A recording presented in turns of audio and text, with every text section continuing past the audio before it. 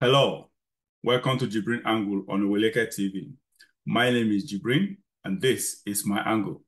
I want to talk about a news article someone forwarded to me, just sent it to me, and I felt I should share it with you guys.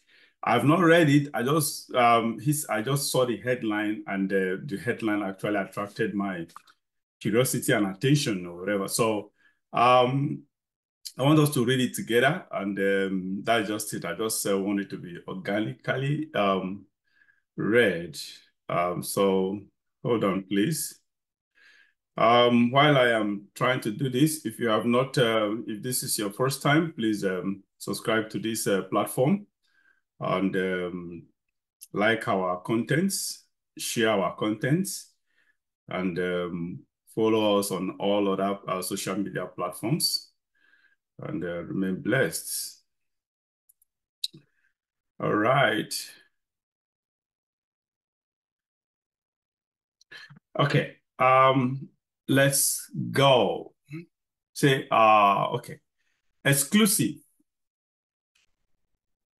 I paid 1.7 million for me to be committee chairman. Speaker can't remove me or Nigeria bonds with what I know lawmaker. Sorry, I take that again. Speaker can't remove me or Nigeria bonds with what I know lawmaker alleges. Okay, let's go through the article itself.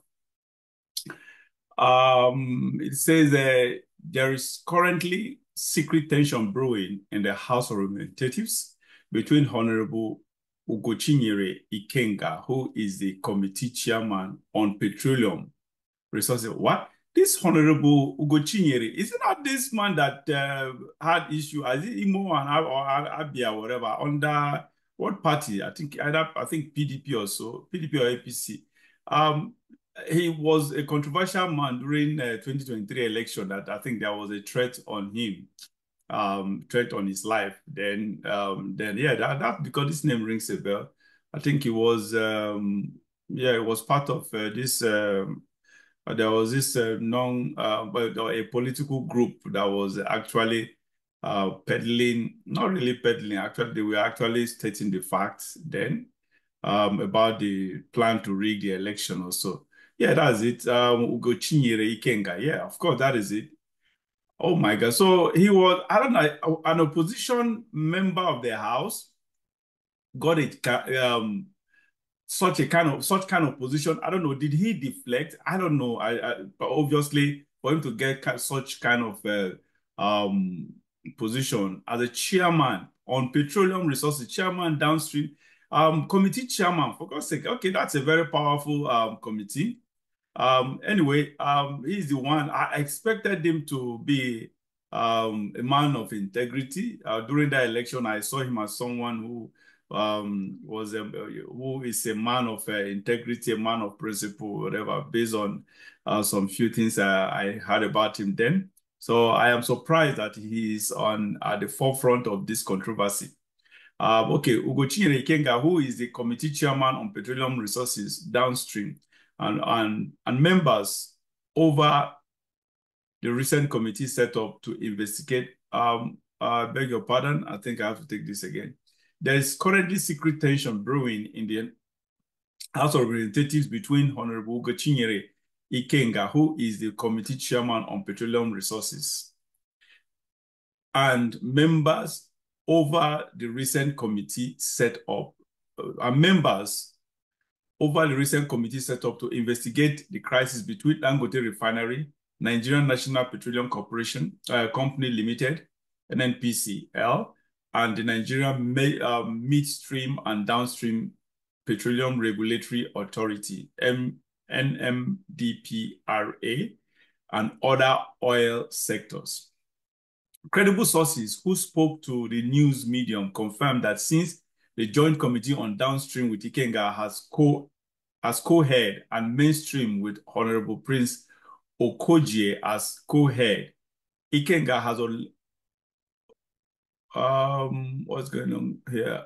Credible sources who spoke to this news medium confirmed that since the Joint Committee on Downstream downstream with Ikenga as co-head and mainstream with Honorable Prince Okoje as co-head, Ikenga has allegedly hijacked the committee and single-handedly signed documents that ought to have been jointly signed by both chairmen. Wow. This same Ikenga, honestly, I thought the man is someone nobody, people will not find in such kind of controversy. This is shocking to me. And then I read on, the joint committee set up for the forensic investigation of the Dangote NNPCL field has a WhatsApp group named Joint Mainstream Downstream Committee, which are sources within the group update us on information happening inside. According to the lawmaker sources, trouble began when Ikenga reportedly told the committee members to halt the process of NNPCL going to the open market to source for funding of $2 billion and thereafter convene a press conference. This move was resisted by the majority of the committee members, who noted that such will be counterproductive as they do not have the facts of the matter. They also kicked against any press conference or briefing pending when the joint committee starts its sitting. A move that didn't go down well with Ikenga. Our sources disclosed that he allegedly went behind to lobby lawmakers to begin to send a press release as well as shop for members. In the WhatsApp group, Ikenga was accused of getting money from the Dangote refinery to take sides and was asked to step aside for a neutral person from the downstream to be for a neutral person from the downstream to be co-chair, a move he resisted. They became livid with the manner in which Ikenga has taken the investigation personal by already writing a favorable report for the Dangote refinery and waiting for the members to adopt and sign an action which they have all rejected. Ikenga reportedly sponsored 15 lawmakers to convene a press briefing calling for the suspension of the management of NNPCL and NMDPRA. This despite the Joint Committee Chairman, Prince Okoje, kicking against such moves. This led to Okoje, his vice chairman, and Clark writing to the speaker to distance themselves from the statements made by the 15 lawmakers. This is the same way he reportedly lured some lawmakers to meet Governor Sim Fubara and use the lawmakers to make money for himself, just like he wants to use our committee now to make money from Dangote. You all should ask the members who went to Dangote refinery if what they said they were going for was what actually happened. Ask a lawmaker stated in the group. We gathered authoritatively that Prince Okoje and the deputy chairman resigned from the committee on Sunday night over Ikenga's action of hijacking the entire process. Anyway, I'm done with this reading of, honestly, my problem is this. Someone paid 1.7. This is actually my problem, where my problem lies. Someone paid $1.7 million to be appointed committee chairman.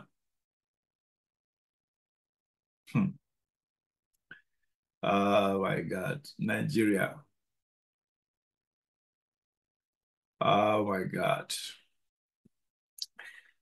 Now tell me, shit, I don't even know where to start from with such headline.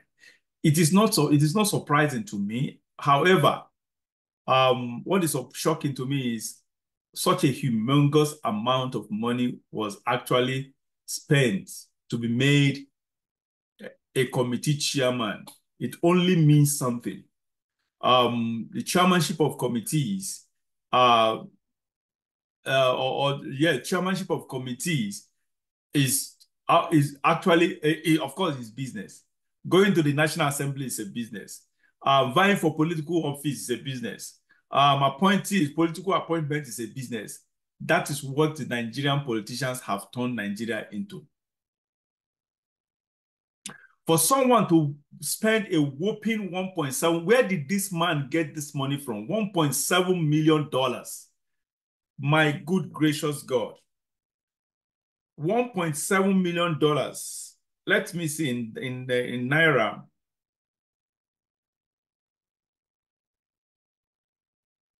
Two, three,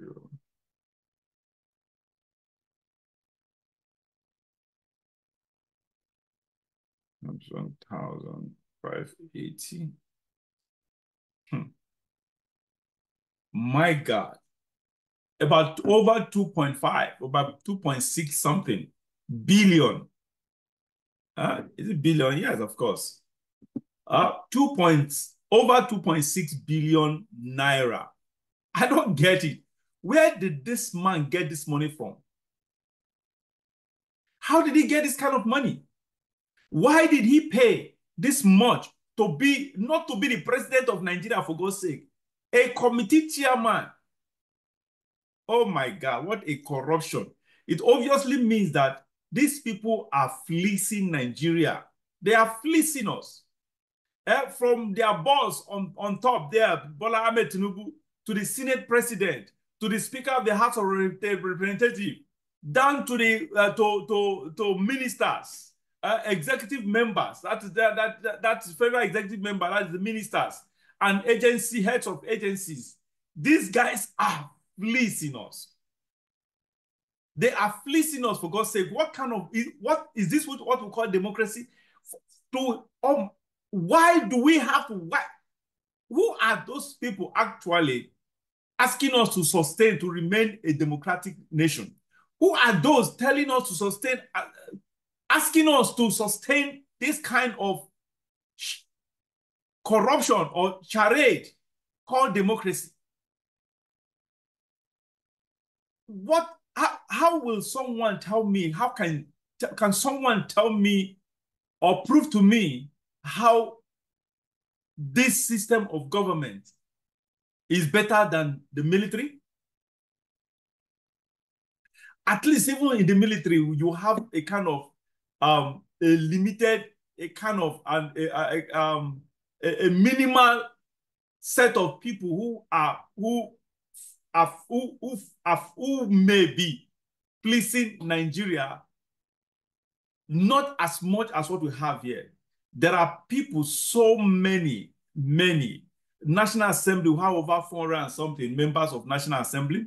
The Federal Executive Council meeting will have thousands of people, from ministers to heads of agencies and institutions and parastatals. Between 2,000 and 3,000 altogether. So fleecing Nigeria in a military setting, what do we have? We have very little. We don't have National Assembly to fleece us. National Assembly is automatically eliminated. We don't have that bogus. In National Assembly, you have the Senate president with a whole lot of chain of aides, personal assistants, senior special assistant, senior personal assistant. So many assistants in hundreds. We have same with the speakers. We have same with even committee chairmen. We have personal assistants with committee chairmen. With the ministers, the same thing. Senior special assistant to the minister has also have his own. They have their own assistants, a special assistant or personal assistant with a whole lot of conglomerate or chain of wastage. Democracy is just about wastage as far as I'm concerned. For God's sake, what the heck is going on in Nigeria? For someone to pay over 2.5 billion naira to be appointed a committee chairman, that's to tell you that it is just business. He paid over 2.6 billion. He's going to reap 100-fold of that amount. is going to make returns over 100-fold of such amount. That is just what it means. In Nigeria, it's only in Nigeria I hear that people take loans. Politicians take loans from the bank, and bank, for God's sake, issue these loans. Because, of course, they have guarantee to get refund, to get a payback from this politician the moment they get to the office, to get into office. So it's only in Nigeria I hear that politicians actually apply for loan, secure loans from banks, from financial institutions to campaign, loan to campaign. And the banks issue these loans because they are guaranteed to get this in 100-folds. Nigeria is not just, it goes beyond a mess. It is a rot. The rot stinks to high heaven. It is so sad. So sad. Honestly, it is so sad. The rot in Nigeria stinks. As I've always said, the only solution, there are two solutions to this Nigeria's problem, because peaceful protests cannot solve this problem. Protests of any kind cannot solve this problem. Our leaders are recalcitrant. Our leaders are obstinate. Our leaders are unrepentant. They are, some of them are reprobates. They're already doomed for destruction, so they don't listen. They don't hear. They don't hear the call of reasoning anymore. So they will keep doing this except something threatens their life. Except it threatens their life, they will not stop it. And that brings me to the two reasons, the two solutions to this problem. Again, I repeat, a military takeover of Nigeria. Not just anyhow military, not the Babangida kind of military, not the Abacha kind of military. A purposeful, patriotic military takeover. Military man or military team that are like the Tangiwa Umar, like Ahmadu Ali, yes, is it Ahmadu Ali, former governor of both of them were former governor of Kaduna State or whatever. And who again is in the military or whatever. People like that, like what is this man's name? The three of them too. Oh my God, I've forgotten. He was a military administrator too of Kaduna State. So people like them, I'm not talking about them in particular, but people with such kind of pedigree in the military, that are still in the military, that are patriotic. Those are the kind of military team or group we need right now. Nigeria crave for such people. Military need to take over, because the reason why military took over from Shehu Shagari, overthrew Shehu Shagari in 1983, was because of corruption. The military, what are you waiting again? Here we are, enmeshed in corruption, the great grandfather of corruption, the epitome of corruption. That is where the personification of corruption is what we are facing now under Ahmed Bola Tinubu. The military, what are you waiting for? If you did it during Shagari's time, what we have today is the grandparent of the Shagari corruption. So it is overdue, overripe for you to intervene. The military, if you do not intervene, the inevitable will eventually happen, because they say an angry man, a hungry man is an angry man. An angry man does things irrationally. You know what I mean, what that means. Nobody wants to see that. a violent revolution in Nigeria. I desire, I dread to see that. I abhor to see that. But if military do not take over, unfortunately, unfortunately, unfortunately, it's going to be inevitable because people will begin to die of hunger, and at that level, at that stage, people will have no option but to do the needful. Because at that point, everybody, the people that are affected, majority that will be affected will feel that there is no more thing, nothing else to lose. What have they got to lose? At that point, they have become hopeless. And when someone becomes hopeless, such a person can go to extra mile. And we do not want that.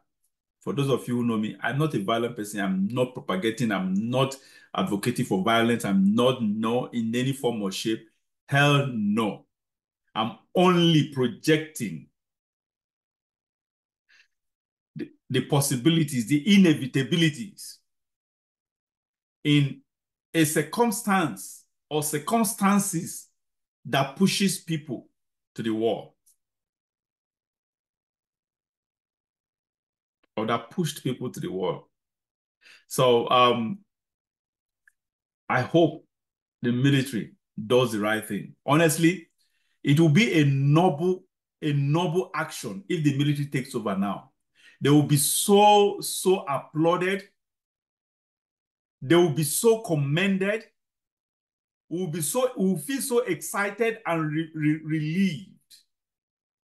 It can never be, it can never get worse than this. Tell me, can someone tell me that even the military, that something, the situation can get worse than this under the military? Of course not. Come on. Oh my God. Anyway, this brings me to the end of this angle. Please join us again on our next show. Thank you and remain blessed.